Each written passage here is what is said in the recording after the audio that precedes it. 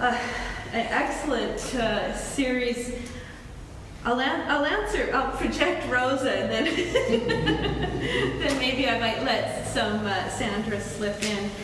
Why socialism or barbarism as the only alternatives? For Luxemburg is absolutely a political commitment. I mean, she's made an evaluation of what capitalism does to people, to societies, how it creates non-democratic spaces. And she says it is barbaric. We could choose to live with it. In fact, in many ways we have chosen. But socialism is an open question, and there is very little, I think, in most Marxist writers about what socialism looks like. And that is the task that I think continues to be left to us. Maybe it's a twofold task. Danovskaya identified the organizational problem. How do we achieve socialism? And the question, what does it look like? Do we even want it? What's really interesting to me at this period in history is, I think I gave the little poll results in the concept paper. So I can't remember who did it now in the United States. So did I list it here? Oh, Rasmussen Reports. So this is not a huge polling agency, but in 2008, because there's so many people saying Obama's a socialist and socialism's come to the United States and what shall we do, that they decided to poll Americans to see what they thought, because it was such a dirty word in the past. And here the results were really interesting. 47% of those polled either viewed socialism as a better system than capitalism, 20%, or they were unable to now judge which system is better, 27%. It's not that, of course, Americans are going to rise up in a socialist revolution tomorrow.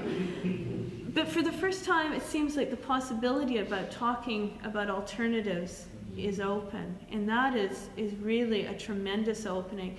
And you can see that discursive narrative hitting back with the spin, as Darlene said, in full force right now. So we don't want to have these alternatives discussed. So it's greedy bankers. That's the cause of the crisis. If we could just get the Magdoffs of the world and AIG and maybe clean them up, we'd have good capitalism again. Then we don't have to talk about the crisis. Or if you read the Progress Panel report on Africa that Kofi Annan is heading, it's stunning to me, again, the same language comes back. Africa must not close its borders. It must not become protectionist. It must stay open to trade at a time when the US is going to become very protectionist and buy America. African leaders must solve Africa's problems. Like there's not a global relationship here that is historically structured. And the very same discourse keeps coming back to try, I think, to prevent people from getting caught with the idea that there might be an alternative. I have to say that it would be foolish to try to make this presentation on the basis of saying that somehow I can just project Rosa Luxemburg to this group. Because my own engagement with her works are highly mediated, primarily through the Marxist humanist philosophy of Raya Danovskaya, who completed a book in 1982 that engaged Luxemburg in Marxist philosophy of revolution. But her writing and her conversation with Rosa Luxemburg started in the 1940s. And sometimes it is really hard reading because she is angry with Rosa at many times.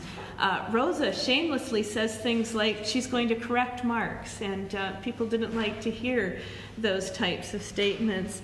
And yet, Danovskaya also keeps coming back to Luxemburg throughout her life, and this has influenced my own research quite significantly. I'm also significantly indebted to the work of Peter Hudis, who works on Luxemburg's legacy and has employed this in an attempt to develop alternatives to capitalism.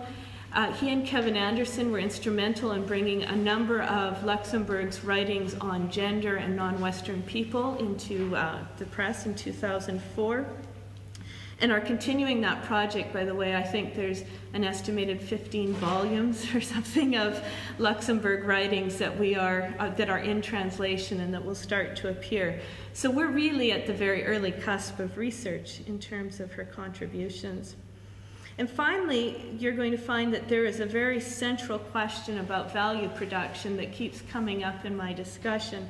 And this work has been significantly assisted by the work of economists Andrew Kleiman and Alan Freeman, who have proposed corrections to the Schafarian school, actually, of Marxist economics.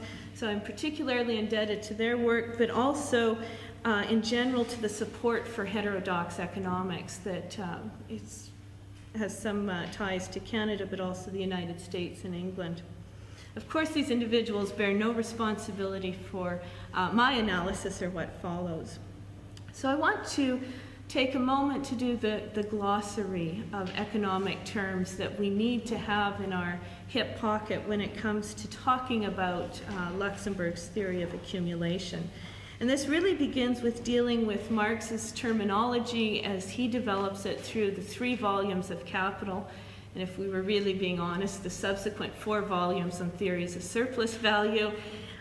And I'm going to do so with some hesitation because as soon as you say Marx meant this or this is defined as such, you are knee-deep in a debate among Marxists about what he really meant and are we reading these incomplete works correctly. But nonetheless, there is a certain school of thought to which I subscribe, which understands capitalistic production in certain ways, and even when Luxemburg is going to critique it, I think she would share or agree for the most part with these types of vocabulary.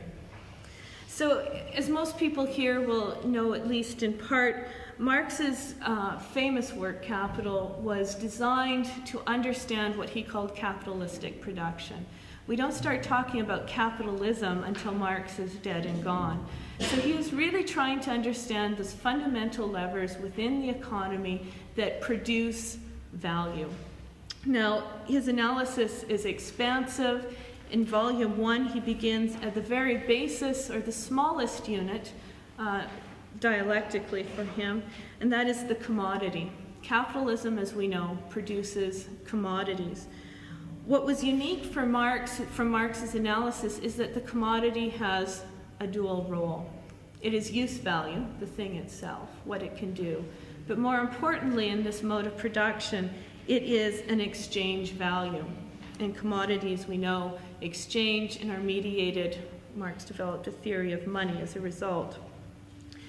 The other interesting aspect is building on labor theory of value.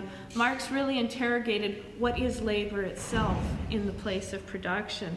And in this sense, he proposed that labor also has a dual composition, abstract and concrete labor. These things probably start to roll in the mind. Oh yes, this is the course that I dropped in university. But abstract labor is what Marx calls labor power. It is the thing within ourselves which we can commodify, and we sell in production for a wage. That is a structural relationship that is created between capitalists and workers. And throughout Marx's analysis, he really focuses on that fundamental relationship between the two classes. It's not the only classes that exist, but it's the fundamental relationship under capitalistic production, because what this production does, for the sake of itself, is that it tries to self-expand its value. And the only place Marx could identify the source of value that could be enlarged was from the surplus value extracted from living labor. There is no other source of value in the system. This allows capital to reproduce, to accumulate its value, sometimes in the form of money hoards, so you can have money capital to reinvest, and then again expand production. It is not a model that is particularly interested in markets, although post-Marxists become very interested in markets themselves.